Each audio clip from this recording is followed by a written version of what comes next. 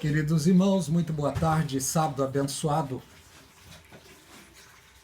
Eu desejo compartilhar com vocês um pouco da palavra de Deus. No livro de Mateus, capítulo 24. Vamos falar um pouco sobre o tempo final, o qual nós estamos. Nós sabemos que muitas coisas estão acontecendo no mundo todo. Mateus capítulo 24, o Senhor Jesus Cristo estava com os discípulos e os discípulos chamaram o Senhor para mostrar a beleza, a estrutura do templo. E o Senhor Jesus Cristo disse a eles: não vede tudo isto? Em verdade vos digo que não ficará aqui pedra sobre pedra que não seja derribada.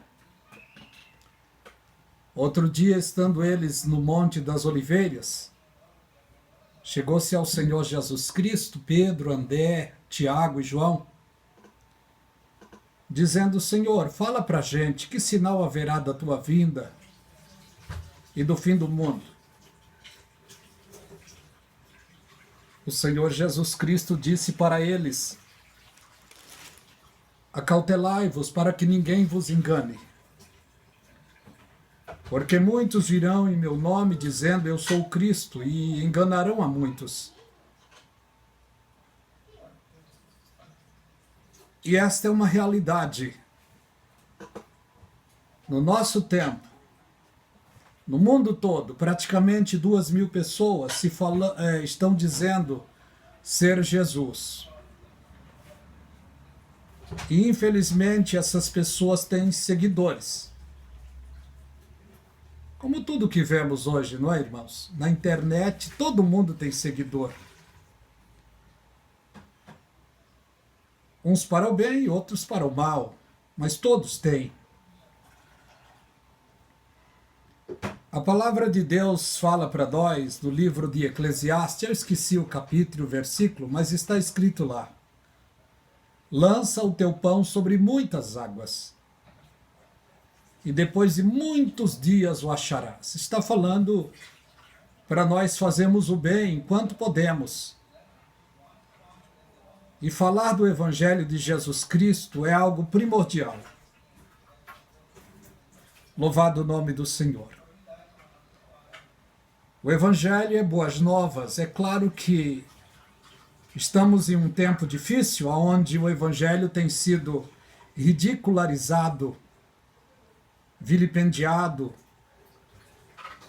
Os valores judaico-cristãos têm sido menosprezados por causa dos escândalos. Mas a palavra de Deus já nos avisa que iria acontecer os escândalos. Nós estamos nos tempos finais. Satanás não perde tempo e tem conseguido em seus intentos, usando pessoas para tirar a credibilidade de Deus, do Evangelho, da família. Nós vemos isso acontecer diante dos nossos olhos. Mas a palavra que o Senhor Jesus Cristo disse está de pé. Ela é viva, eficaz, pura, verdadeira. E o Senhor Jesus Cristo disse para ter cautela, para que ninguém vos engane.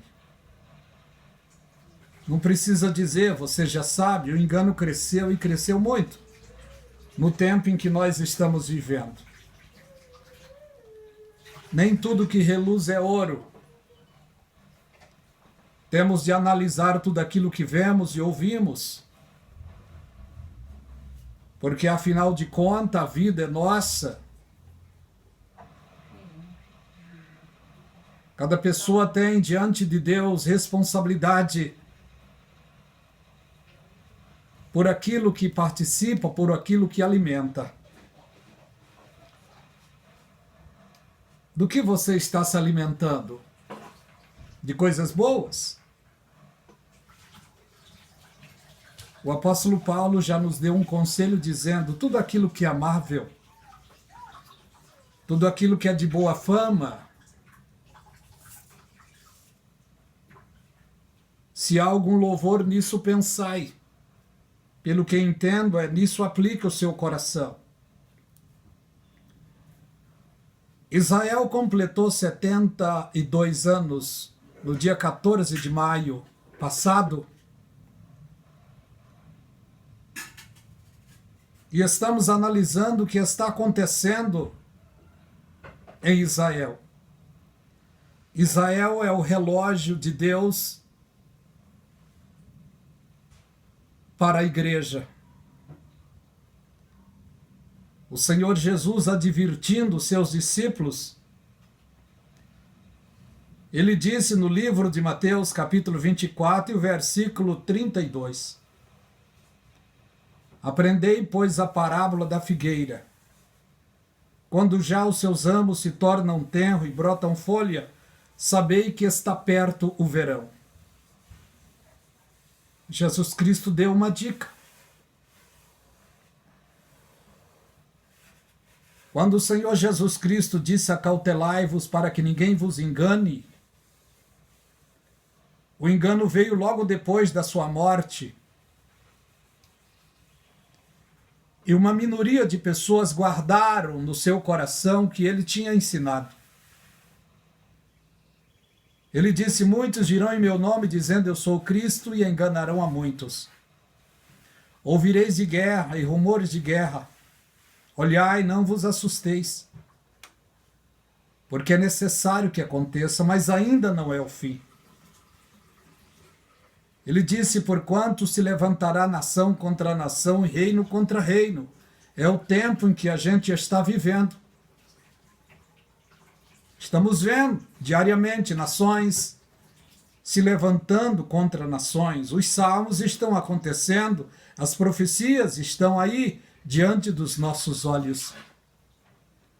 O que nos diz o Salmo 2? Porque se amotinam as nações, porque imaginam os povos coisas vãs, porque se mancumam, é até difícil de falar, porque se mancumam contra o meu ungido. Isso está acontecendo no nosso tempo. No Salmo 83 também fala sobre isso. Olha o que diz no livro de Mateus 24 e 7. Porquanto se levantará nação contra nação e reino contra reino. Haverá fome, peste, terremoto em vários lugares. É exatamente os tempos em que estamos. O arrebatamento está aqui codificado em Mateus 24. E aonde está o arrebatamento codificado? No versículo 8. Que diz aqui a palavra: mas todas estas coisas são princípio de dores.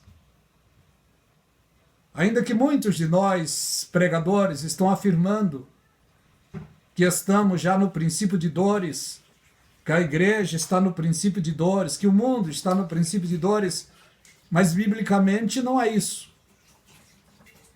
O princípio de dor começará para Israel. Não é para a igreja. Pode até ser para a igreja, mas não para a igreja fiel. É para a igreja que vai ficar aqui, depois do arrebatamento.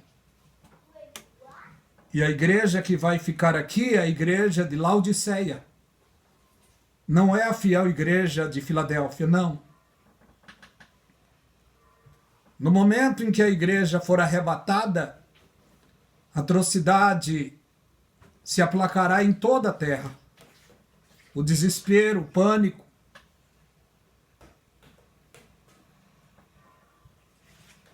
As tragédias se aplacarão no mundo inteiro. Aviões caídos em todos os lugares, carro batido, elevadores parados, escadas rolantes, certamente, nos shopping centers. vai ser o pânico geral em todos os lugares na Terra. A imprensa não vai ter a resposta para a humanidade. Quem terá a resposta então? Os crentes que ficaram, os desviados. Eles terão a resposta para o acontecimento. Porque o arrebatamento vai trazer atrocidade para o mundo inteiro. Os polícias